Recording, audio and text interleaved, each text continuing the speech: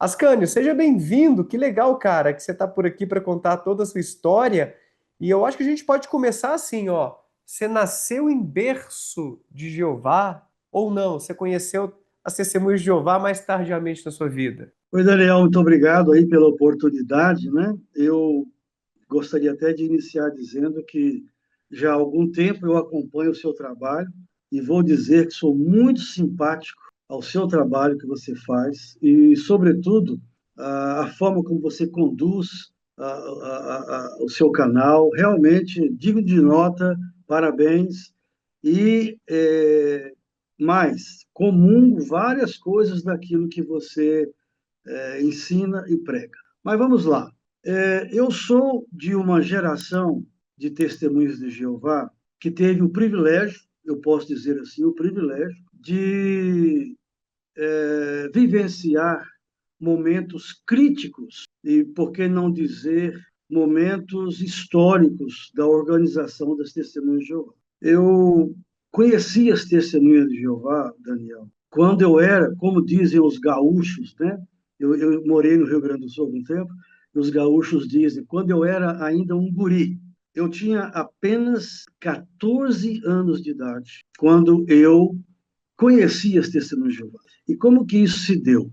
Eu morava numa rua em que 4 casas acima morava uma senhora que era testemunha de Jeová. Mas antes, deixe-me parafrasear que eu sou de uma família eminentemente católica. Todos os meus familiares eram católicos fervorosos. E nessa casa, então, acima, morava a senhora testemunha de Jeová. Acontece que o filho dela, que regulava a idade comigo, era meu amigo. Eu sou daquela época, Daniel, que a gente jogava finca na rua de terra.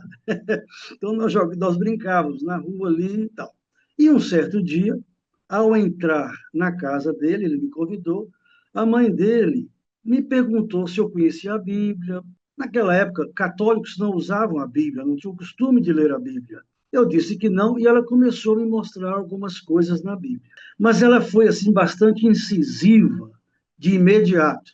Ela queria me atingir e mostrou que a Bíblia proibia a adoração de imagens ou o uso de imagens. E eu li ali na Bíblia e ela anotou o texto para mim. Na minha casa tinha uma Bíblia católica que meu pai havia comprado. Eu conferi e realmente estava escrito lá. Então, tudo começou com essa questão de imagem. Eu comentei com a minha mãe e ela comentou com meu pai, e logo em seguida o meu pai me perguntou: como é que você sabe essa história de imagem? Eu disse assim: eu li na Bíblia. Eu não podia falar que era a minha vizinha testemunha de Jeová. Eu li na Bíblia. Mas a minha mãe falou para meu pai: mentira, não foi, ele não leu na Bíblia, não. Isso aí é a dona Fulana, não vou citar o nome, a dona Fulana, que está colocando isso na cabeça dele. Meu pai ficou assustado e me disse: não quero você se associando com essa turma. Pare. Mas eu continuei indo lá na nossa vizinha. E um belo dia, eu estava lá dentro, era uma noitinha, e o meu pai me procurou, não me achou, e foi lá para a casa dela. Acontece que ela morava no fundo de um corredor muito grande do lote, e o marido da vizinha saiu. E naquele momento que ele saiu, antes de fazer a curva no corredor, ele avistou o meu pai e voltou correndo para fora, para dentro, para dizer: olha, seu pai está lá fora. E agora? Eu não podia sair. Então, diante daquele impasse, o marido da vizinha disse assim: olha, Ascânia, a única coisa que eu vejo de saída é você pular o muro daqui de casa.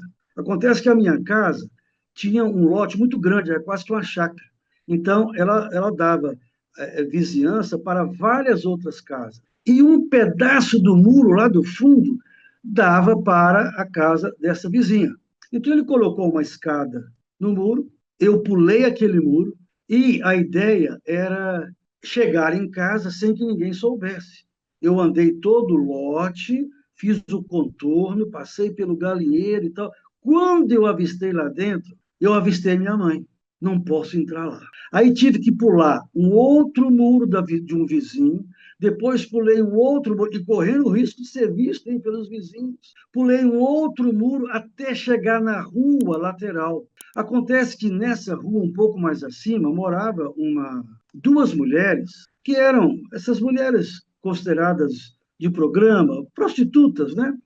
E elas estavam brigando. Então eu desci aquela rua lateral, corri para a esquina e comecei a subir a nossa rua. E o meu pai, lá em cima no portão, me avistou. Quando ele me viu subindo a rua, ele ficou apavorado, veio correndo e me perguntou: onde é que você estava? Eu disse: não, eu fui ali, estava tendo uma briga ali. Eu falei: mas isso é lugar de você ir, isso é hora. Aí ele falou assim: não estou acreditando na sua. Pai, eu estava lá, ué. Mas ele não podia falar nada.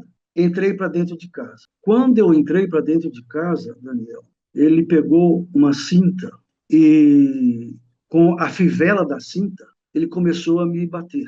Não estou acreditando nisso, você está arrasando a nossa família. Já te falei, já te proibi para você não fazer isso. E aquilo doía muito, doía muito. E eu comecei a chorar e tal. E a minha mãe veio e disse assim para ele: não adianta você bater nele. A dona vizinha já falou para ele que os apóstolos sofreram e que ele tem de sofrer também. Olha de onde é que a minha mãe tirou isso. E aí é que ele bateu mais ainda. Mas ele não se conteve.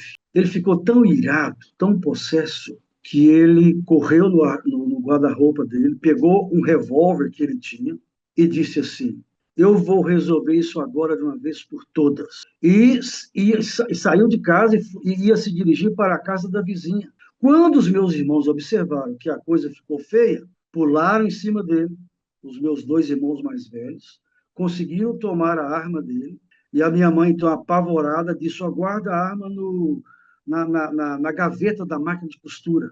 E assim eles fizeram. Aí ele não tinha mais o que fazer, ele voltou, entrou para dentro de casa, e eu ali quase saindo sangue nas pernas, porque ele bateu muito nas minhas pernas. Eu fiquei calado, não pude fazer mais nada.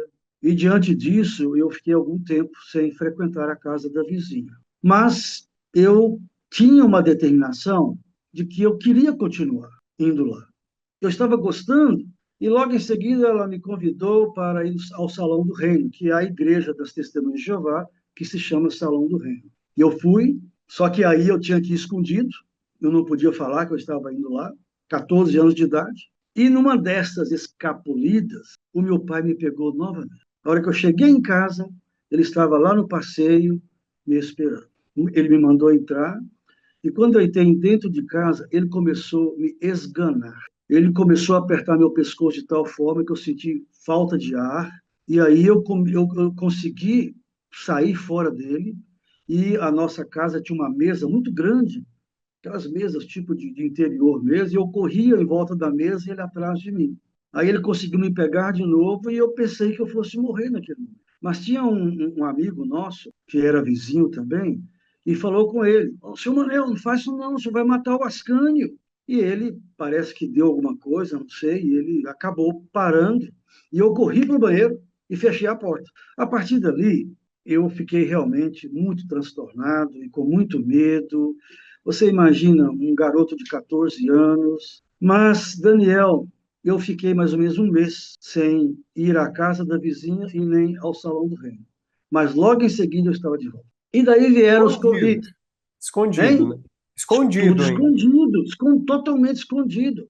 Para Uhum. você ter uma ideia, Daniel, eles logo me convidaram para fazer parte de um programa de treinamento de oratória chamada Escola do Ministério Teocrático. Nessa escola, a gente recebia a designação para dar um discurso de 5 minutos. E o treinador lá, chamado servo da Escola do Ministério Teocrático na época, ficava observando como é que eu fazia, se eu estava usando conectivo, se eu. Em outras palavras, depois ele me dava conselhos: olha, você precisa aprimorar isso, aprimorar aquilo e tal. Só que isso, para fazer, eu tinha que estar com terno, paletó e gravata. 14 para 15 anos, onde é que eu arrumar terno? Eu lembrei que o meu irmão mais velho tinha um terno que ele tinha usado na formatura. Então, o que, que eu fazia? Eu pegava o paletó e a gravata dele, embrulhava num papel de embrulho e jogava no jardim. De dentro de casa, jogava no jardim pelo basculante. E eu tinha que fazer isso muito antes lá da reunião começar. Eu corria, não tinha ninguém por perto, eu pegava o embrulho e sapecava. Ia correndo lá para o Salão do Reino. quantas dezenas de vezes eu cheguei no salão adiantado e eu tinha que esperar abrir, porque se eu saísse muito tarde, eu corria o risco de ou alguém estar lá no passeio, ou algum parente meu que morava do lado. Então, eu ficava assim, toda vez que eu tinha que participar, dando esse discurso, eu tinha que esconder a gravata e o paletó no embrulho e sair correndo. E assim eu fiquei fazendo. Logo em seguida, eles me convidaram para fazer a pregação de casa em casa, que se chama serviço de campo. Só que Testemunha de Jeová, desde aquela época, ela tem um costume e até um sinal identificador de que é de carregar uma pasta. Ali dentro da pasta vai a Bíblia, as revistas e livros que você vai vender nas casas. Mas como que eu ia levar essa pasta para dentro de casa? Então, eu consegui comprar uma pasta, deixei com a minha vizinha, e toda vez que eu ia lá para o salão para participar desse programa de ir de casa em casa fazendo a pregação, ela levava a pasta para mim. Então, eu conto no meu livro que a minha pasta frequentou todas as casas das testemunhas de Jeová da minha cidade, de Montes Claros. Porque assim que eu terminava o programa de pregação, eu tinha que encontrar uma casa mais próxima de testemunha para deixar a pasta lá e voltava para casa. Bem, eu fiz 16 anos e eles me convidaram dizendo que eu podia me batizar. Então, eu me batizei aos 16 anos de idade, em 1968. Eu fui de caminhão lá para o Rio, porque né, naquela época o batismo era feito em riachos, e me batizei. Depois disso, de eu ter me batizado, eu imaginava assim: nunca vou ser uma pessoa livre, jamais eu vou ter condições de chegar em casa e falar que eu sou testemunha de Jeová. Mas os meus pais achavam que eu tinha abandonado, que eu não estava mais associando-me com ninguém. E então aconteceu algo muito interessante. Lá na minha cidade, um líder viajante, mais tarde eu me tornei um desses líderes viajantes, ele resolveu fazer um congresso, uma assembleia das Testemunhas de Jeová lá na minha cidade. Queria reunir algumas cidades vizinhas. E geralmente nessas reuniões chamadas Assembleia de Circuito, vem um representante da cúpula do país para verificar as coisas e tal, chamado, na época era servo de circuito, hoje é chamado de superintendente de circuito, e o grandioso era chamado de superintendente de distrito, que fazia a visita na cidade. Esse cara que foi lá naquela vez, ele era um americano, assim, gente muito fina, e eu já tinha um bom conhecimento de inglês, porque eu gostava muito de traduzir. Então, esse homem, ele veio, eu o conheci, e eu tive, acredite, a coragem de perguntar à minha mãe se eu poderia levar esse homem com a esposa dele, uma americana muito bonita, por sinal, para almoçar lá em casa. Porque era assim que se fazia, né? Ele não almoçava em restaurante. Cada casa de testemunha dava um dia o almoço para ele. Ele fazia um rodízio nas casas. E eu falei para meu pai, ele é americano, quem sabe ele pode me ajudar alguma coisa. Meu pai era doido para eu ir para os Estados Unidos. Aí prontamente a minha mãe aceitou. Acredita nisso? Mas sabiam que eram testemunhas de Jeová? Que eram testemunhas de Jeová. Aí que meu pai se deu conta de que eu estava na ativa. Entendi. Bom, agora você imagina a minha alegria. Eu não tenho palavras para designar o que eu senti quando eu vi aquele casal entrando dentro de casa para almoçar lá naquela mesa grande em torno da qual o meu pai me esganou. E no final, o meu pai acabou perguntando para ele: senhor Fulano, o senhor não poderia arranjar algum jeito do meu filho ir para os Estados Unidos, não? Claro, eu sabia que meu pai tinha esse interesse, né? Mas, parando por aí, aquilo foi uma virada de mesa. E é exatamente isso que eu chamo lá no meu livro, a virada de mesa. Por quê?